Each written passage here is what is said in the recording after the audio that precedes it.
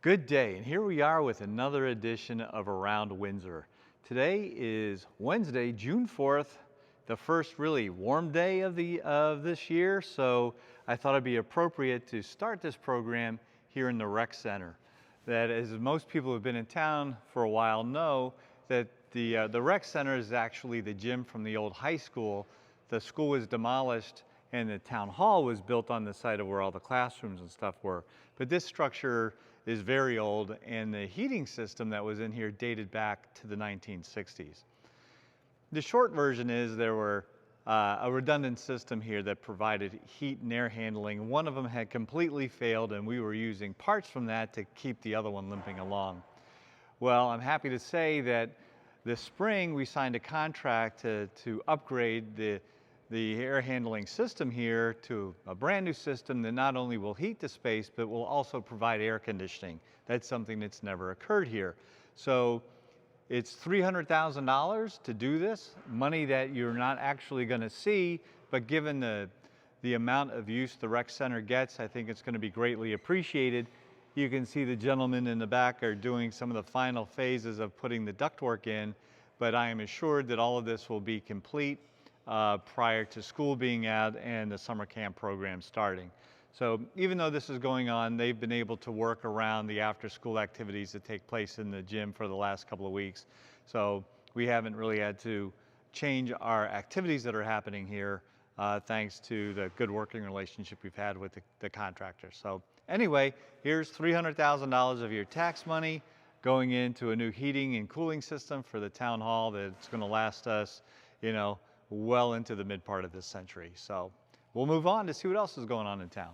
All right, through the magic of video, we're at a new location. We're over here at the beach at Kennedy Pond. And behind me is a new picnic pavilion that's being installed. It too should be ready by the time summer camp starts in a couple of weeks. And this has been something that has been on the radar of the rec department, James Aldridge, for quite some time. As people who visit this on a regular basis know that over the years we've put some pretty significant improvements in the sand, in the buildings, a new roof on the lifeguard shack. We got some picnic tables, swings. This is probably the last structure that we're going to be able to fit in on this, kind of limited space area here.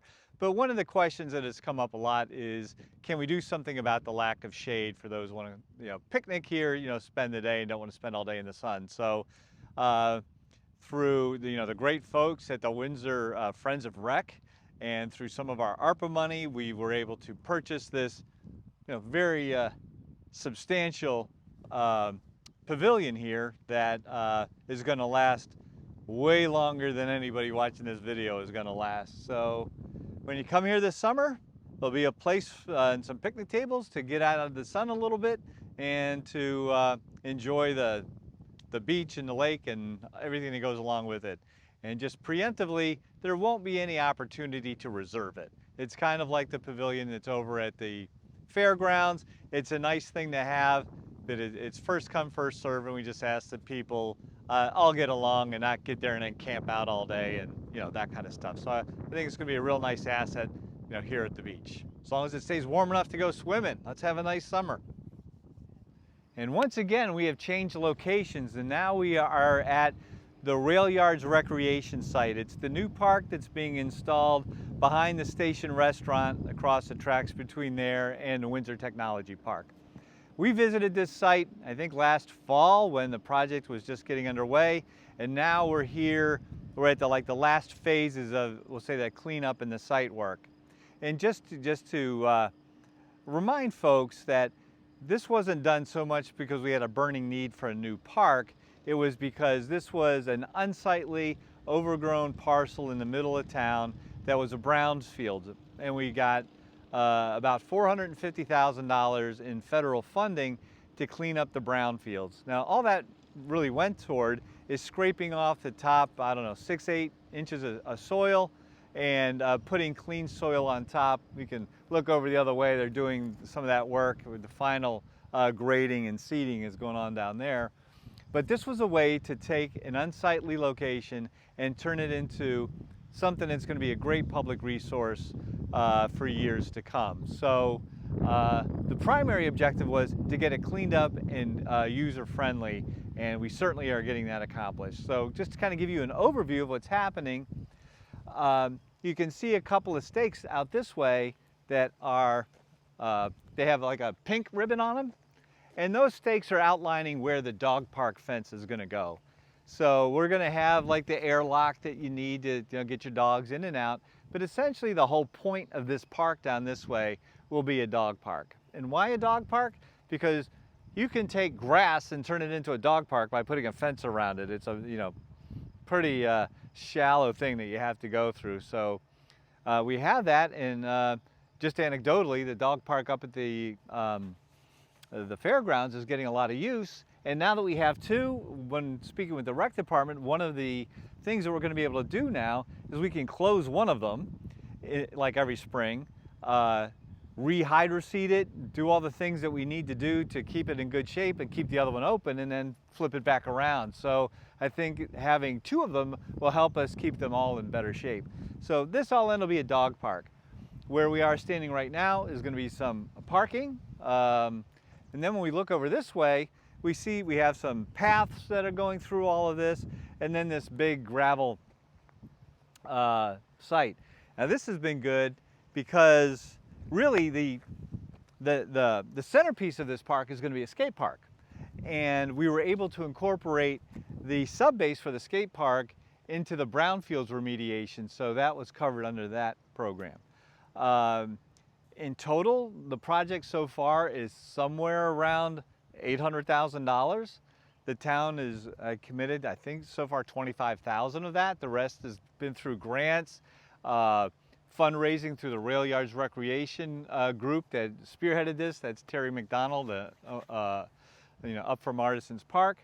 But what we've signed a contract for on this footprint is a skate park that the first phase is going to get constructed this summer, and roughly speaking, it'll take up half of that footprint. And it can be built in stages, so as we have additional funding, we will complete the second stage. But I am assured that other than the very accomplished skateboarders, this is going to provide a good challenge for those that are interested in the sport or learning their way through it. At the same time, we have the skate park that's over at the fairgrounds. As we're talking about this, we've had paving equipment show up, and we're going to take half of that skate park and put a new surface on it, and we're going to turn that into two, I think maybe 3 pickleball courts. So everybody shows up and does what they're supposed to do. We'll have, by the end of the summer anyway, pickleball courts, a new park here, skate park, dog park, parking.